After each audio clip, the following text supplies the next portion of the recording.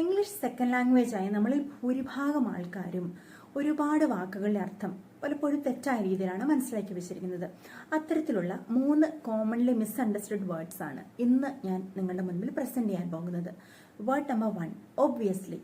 Obviously എന്ന വാക്കിന്റെ അർത്ഥം ഓഫ് കോഴ്സ് എന്ന തരത്തിൽ ആളുകൾ ഉപയോഗിക്കാറുണ്ട്, അതായത് തീർച്ചയായും എന്ന അർത്ഥത്തിൽ.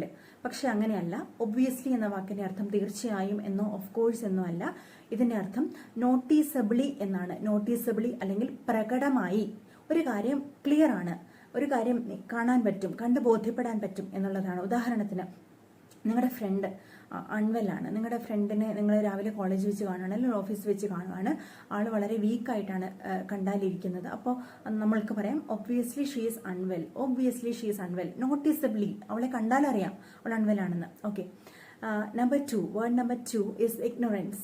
ഇഗ്നോറൻസ് എന്ന വാക്കിൽ നമുക്ക് എല്ലാവർക്കും പരിചിതമായ ഇഗ്നോർ എന്ന ഒരു വാക്ക് ഒളിഞ്ഞിരിക്കുന്നത് കൊണ്ട് നമ്മൾ ഒരുപാട് പേര് എന്തുകൊണ്ട് ഇഗ്നോറൻസ് എന്ന് പറഞ്ഞാൽ ഇഗ്നോർ ചെയ്യുന്നതുമായി ബന്ധപ്പെട്ട് എന്തോ ഒന്നാണെന്നാണ് വിചാരിച്ചു വെച്ചിരിക്കുന്നത്. എന്നാൽ ഇഗ്നോർ ചെയ്യുന്നതുമായിട്ട് ഇഗ്നോറൻസിന് ഒരു ബന്ധമില്ല. Ignorance means lack of awareness, അറിവില്ലായ്മയാണ്. I was ignorant to the consequences എന്ന് പറഞ്ഞാൽ ഇതിന്റെ ഭവിഷ്യത്തുകളെ കുറിച്ച് എനിക്ക് അറിയില്ലായിരുന്നു എന്നാണ്. It has no connection to the word ignore.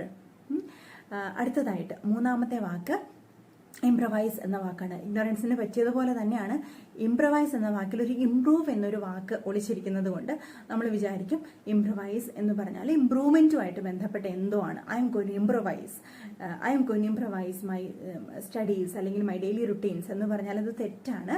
Improvise means to create something on the spot. ഇങ്ങനെ പറഞ്ഞാൽ മനസ്സിലാവും. നമുക്ക് സ്പീച്ചൊക്കെ ഓൺ ദ സ്പോട്ട് പറയാറുണ്ട്, അല്ലെങ്കിൽ തിയേറ്ററിലൊക്കെയാണ് ഇത് കൂടുതലായിട്ടും ഉള്ളത്. ഒരു സീൻ തന്നിട്ട് അത് ആക്ട് ചെയ്ത് കാണിക്കുക. അപ്പം you are not prepared, you are improvising. It means ഇപ്പോഴാണ് നമ്മളത് ക്രിയേറ്റ് ചെയ്യുന്നത്.